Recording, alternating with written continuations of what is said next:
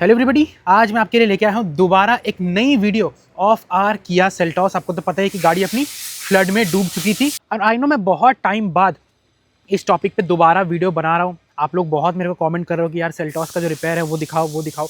But यार क्या ही करें, टाइम इतना लग गया ना सब कुछ। मैं भी देख सकता हूँ सामने बम्पर वगैरह खुला है। रीज़न मैं आपको बता देता हूँ। अगर आपने इसका जो पिछला वाला पार्ट था वो देखा था तो उसमें याद होगा मैंने बताया था कि गाड़ी का जो अपना इंजन है ना वो लॉक हो चुका था, जिसको हाइड्रोस्टैटिक लॉक बोलते हैं। फिलहाल मैं आपको जो इंजन इसकी कंडीशन दिखा देता हूँ। अभी जो लॉक है बहुत मुश्किल से इसको लॉक को खोला गया है। पूरा जो कैटालिटिक कन्वर्टर, इंटरकूलर, ईजीआर सब कुछ यहाँ पे निकाल के साफ किया गया है।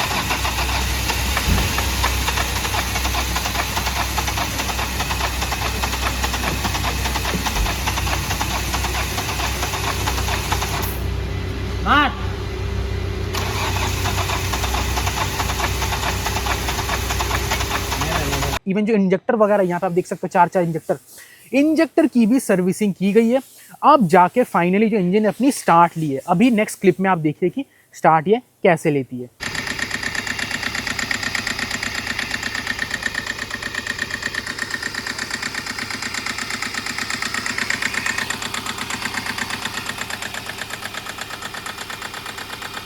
तो आपने देख लिया कि इंजन अपनी हो चुकी है स्टार्ट। अभी भी थोड़ी सी दिक्कत है, मतलब जो इंजन है थोड़ी सी नॉकिंग कर रही है। मतलब जो नॉर्मल जो स्टार्ट की साउंड है वो नहीं है, थोड़ा सा वाइब्रेशन ज़्यादा है, थोड़ा सा नॉकिंग ज़्यादा है। उसका रीज़न ये लोग बता रहे हैं, पता है क्या? मैंने खुद भी देखा है।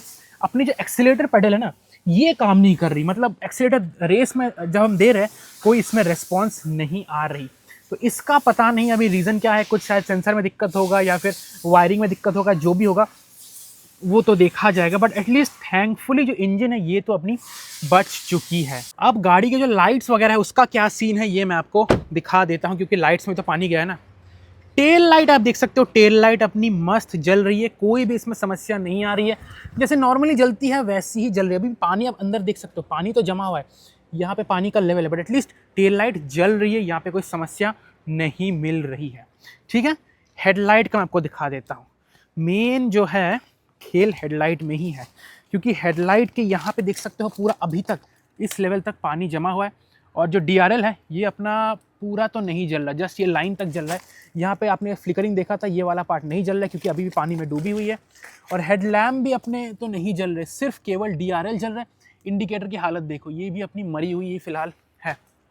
तो लाइट को फिलहाल कर देते हैं बंद, फालतू में इसको और टॉर्चर नहीं करने वाले। किधर गया लाइट का स्विच? ये रहा अपना लाइट का स्विच, हमने कर दिया है लाइट्स को ऑफ। ठीक है, तो टेल लाइट्स तो अपनी चल जाएगी, बट हेडलाइट्स को अपने को चेंज ही करवाना पड़ेगा, जो कि ठीक है एक्सपेक्टेड ही था। इतना जब पानी में डैमेज हो ही गया तो हेडलाइट्स को भी रिप्लेस कर ही देंगे। एक और चीज़ मैं आपको बता देता हूँ, आपको तो याद ही है कार का जो टोटल ECM किट है ना, जिसमें कि ECM है, BCM है, फिर जो पुश स्टार्ट स्टॉप बटन है, नया चाबी है, ये सब तमाम जो चीज़ें हैं ये मैंने मतलब नया लगवाया था। उसमें भी हो चुका है थोड़ा सा स्कैम, मतलब मेरे साथ।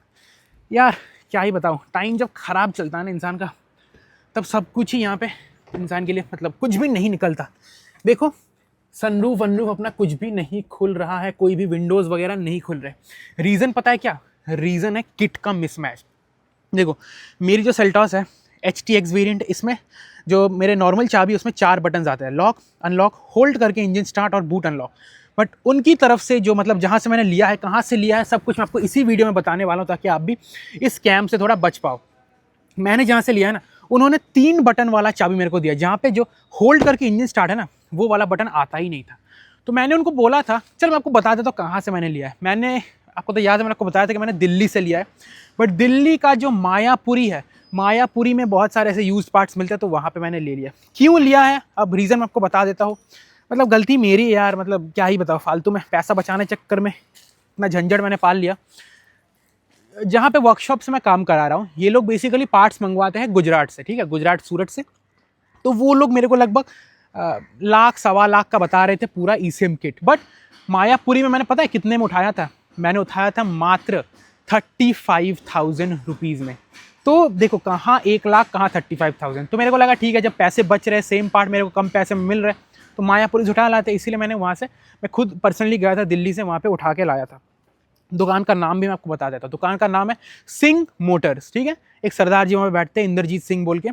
तो जब मैंने पार्ट उनको उनसे लिया था ना, तो उन्होंने बताया था भले ही आपका 3 बटन वाला चाबी मैं आपको दे रहा हूँ, बट फिर भी आपका ये चल जाएगा, कोई दिक्कत वाली बात नहीं है। उन्होंने 2-3 जगह कॉल भी लगाया था, तो उन्होंने मेरी बात करवाई थी, वो लोग बता रहे थे कि चल जाएगा। अगर नहीं चलता उन्होंने ये भी बताया था कि हम आपको या तो रिफंड कर देंगे या फिर आपको एक्सचेंज में दूसरा कोई किट देंगे। मैंने कहा ठीक है, 35,000 में मिल भी रहा है और ये लोग बोल भी रहे हैं कि रिप्लेस या फिर रिफंड कर देंगे, देन क्या ही दिक्कत है, ले आते हैं, फिर देखा जाएगा, नहीं चला तो भेज देंगे उनको, ठीक है। फिर अब जब हमने इसको चलाया, ये सब BCM तो मिसमैच हो ही गया, कोई भी जो बॉडी के कंट्रोल है, पावर विंडो, सनरूफ, कुछ भी नहीं खुल रहा। अब जो अपना एक्सीलेटर पैडल काम नहीं कर रहा ना, तो इन्होंने क्या किया, वर्कशॉप वालों ने जो सॉफ्टवेयर है, सॉफ्टवेयर ECM में घुसाया देखने के लिए कि कौन कौन से एरर आते हैं। पता है क्या हुआ, ये जो ECM इन्होंने दिया है ना, सॉफ्टवेयर रीड ही नहीं कर पा रहा। तो अगर रीड ही नहीं कर पा रहा है तो एरर कैसे दिखाएगा। तो ये तो भाई अलग, ये बेसिकली ये चीज़ कल हुआ, ये सब चल रहा था ना, इसीलिए मैंने कोई आपको अभी तक वीडियो बना के इस टॉपिक पे नहीं दिया, क्योंकि मैंने सोचा एक बार सब कुछ खत्म हो जाए, ये सब झंझट फिर मैं आपको एक बार में दिखा दूंगा। सिंस अपना ये वाला किट कंपैटिबल नहीं है, तो वो दिल्ली के जो वो सरदार जी थे उनको मैंने कॉल किया, मैंने बताया कि बॉस ये प्रॉब्लम है, मेरी गाड़ी के साथ कंपैटिबल नहीं है। उन्होंने बोला ठीक है, आप मेरे को 2 दिन का टाइम दो, मैं नया जो किट है अरेंज करके आपको देता हूँ। 2 दिन हो गए, 4 दिन हो गए, 5 दिन हो गए, 1 हफ्ता हो गया। फिर मैंने उनको व्हाट्सएप पे मैसेज किया, भाई किट मिला, कोई रिप्लाई नहीं दिया। फिर मैंने उनको कॉल किया, 3-4 बार कॉल किया, दिन के अलग अलग टाइम में कॉल किया, एंड ट्रस्ट मी 1 हफ्ते से मैं कॉल ही कर रहा हूँ, एक बार भी वो कॉल नहीं उठा रहे। तो यही जो स्कैम है, ये मेरे को आपको बताना था। लोग कहते हैं ना दिल्ली का माल चले तो चांद तक या तो शाम तक, बिल्कुल वही बात है। और दिल्ली मतलब ही स्कैम, ये चीज़ मैंने देख ही लिया हर बार, क्योंकि जब मैं ये दिल्ली का प्लान बना रहा था ये चीज़ लेने से पहले, तो बहुत मेरे जो बड़े भैया है या फिर बहुत मतलब क्या बोलते हैं सीनियर्स है, उन्होंने मेरे को बोला था तू दिल्ली से ले रहा है, एक बार सोच ले, क्योंकि रिस्क तो है। गलती मेरी है यार, कुछ पैसे बचाने के चक्कर में फालतू में झंझट मैंने ले लिया, अब इसके साथ मैं फंस चुका हूँ। जो भी हो, अब बात यही है कि पूरा ECM किट अपना गया है वेस्ट। देखो पार्ट्स में दिक्कत नहीं है, part is not bad, but बात ये है कि अपनी मॉडल के साथ ये कंपैटिबल नहीं है। तो बेसिकली जो HTK+ आती थी उसके साथ वो वाली पार्ट्स कंपैटिबल है। तो कोई अगर गराज वाला भाई ये वाला वीडियो देख रहा है, तो ये जो ECM किट है मैं आपको दे सकता हूँ, अगर आपको भी मतलब चाहिए, specially diesel manual HTK+ variant के लिए, तो उस वेरिएंट में ये बिंदास काम कर जाएगा। तो दिए हुए ईमेल आईडी पर संपर्क कर लेना। वही 30,000 मेरे को दे दो, मैंने 35 में ख़रीदा था, 5,000 का चलो घाटा हो ही जाएगा, 30,000 मैं आपको दे दूंगा, आप इसको ले सकते हो। तो चलो अभी सोल्यूशन क्या हुआ है, मैंने इन्हीं को बोला ठीक है आप ही ECM किट अरेंज कर दो, लगभग ₹1,00,000 का खर्चा होगा, पर ठीक है एटलीस्ट यार ज़रूरी है, अपना गाड़ी स्टार्ट तो करना है ना। एंड होपफुली अब जो नया ECM किट आएगा उसमें नया क्लस्टर भी आएगा। फिलहाल ये तो मैंने बेसिक क्लस्टर ही लगवाया है। आप में से बहुत लोगों ने कमेंट किया था कि जो पुरानी वाली GT लाइन की क्लस्टर आती थी फुल्ली, बीच में जो डिजिटल स्क्रीन, होपफुली प्रे कीजिए कि शायद मोस्ट प्रोबेबली यही आनी चाहिए इस बार।